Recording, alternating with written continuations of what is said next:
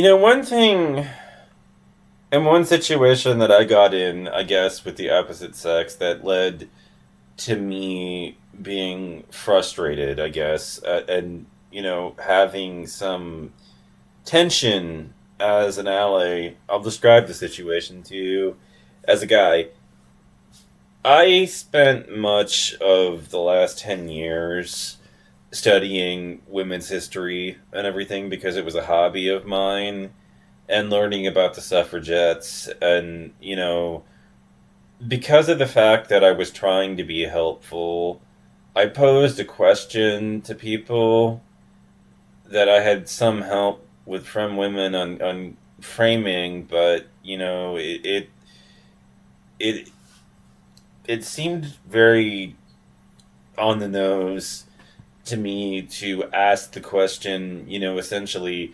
I noticed that doctors used to oppose abortion and everything, but they changed their minds, and what happened in the interim and everything. And, I was encouraging people to go look the information up, but then you learn about the coat hanger abortions and women sticking, coat hangers up their uterus, puncturing it so the baby dies, but then they in septic shock with internal bleeding problems and everything, and end up having to get help from a doctor because they've put themselves in a terrible situation and their lives are in danger from internal infection and everything else that happens as a consequence of that behavior. So Roe versus Wade, and I had to learn all this stuff, because it seemed very obvious to me that if I was going to ask the question, I should know the answer and everything, and if I was going to use it rhetorically, I should know the answer to the question, and so I looked it up and everything, and ended up hearing about voices before Roe and everything, and what they had to say about that and everything, and why they changed their minds, and justifying why they became pro-abortion rights and everything.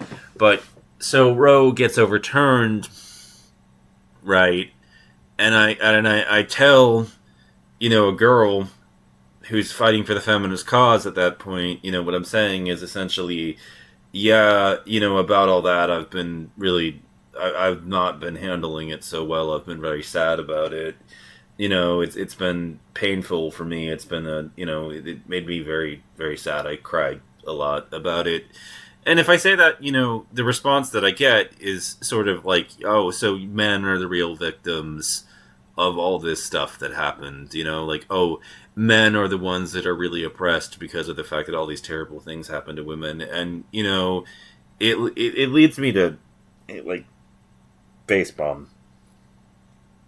Because, of course, it's like, you may choose to interpret my words that way, but we both know that's not what I mean by any of it. I don't mean it the way that you're choosing to receive it. In that discussion, and it frustrated me, I guess, because of the fact that it's like, I know on some level they want me to acknowledge, I guess, that women are taking the brunt of the harm from Roe versus Wade, like, as if I'm confused about that. They have to act as if I'm obtuse and completely out of touch and confused about the fact that, all I get from this, and the only damage that I take from it is I might, have a few days with, tears, basically, and everything. But, women are dying and bleeding out in parking lots and all that other stuff and everything. And, it's like, but of course that's not what I mean. I don't mean like I'm the most oppressed party. I'm not trying to fight the oppression Olympics with you about this one. I'm just saying it sucked, it hurt, and everything. And because I've educated myself into women's issues and women's history and stuff, I know what's going to come down the pike on us, and women are going to die as a consequence of that. And that makes me very, very, very, very, very profoundly sad to know, And so I'm telling you about that as a way of trying to express empathy with you, and instead of taking it as a win, you're basically fucking shitting all over me and spitting on me. Like, do you understand why? Like, I'm trying to be friendly. I'm trying to be a feminist ally, and yet, being mistreated during the process.